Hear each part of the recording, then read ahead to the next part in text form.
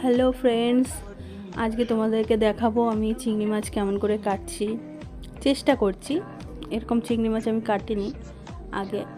প্রথমে মাথাগুলোকে কেটে নিলাম, মাথার সাথে সাথে চোখগুলোও কেটে নিলাম, কারণ আমার ভয় লাগে এরকমভাবে থাকলে চোখগুলো। আর সাথে পাগুলোও কেটে নিলাম। তারপরে আমি মাথার মাঝে নোংরা থাকে চিংড়ি মাছের, সেইগুলো কাটার চেষ্টা বের করার চেষ্টা করছিলাম, আমি পারিনি। তাই আমার মাসিমণির কাছে আমি হ্যান্ডওভার করে দিলাম।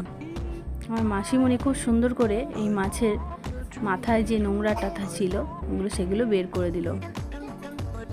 আর ভিডিওটি ভালো লাগলে লাইক করো, আমার চ্যানেলটিকে অবশ্যই সাবস্ক্রাইব করো। ফ্রেন্ডস, দেখাবেন নেক্সট ভিডিওতে।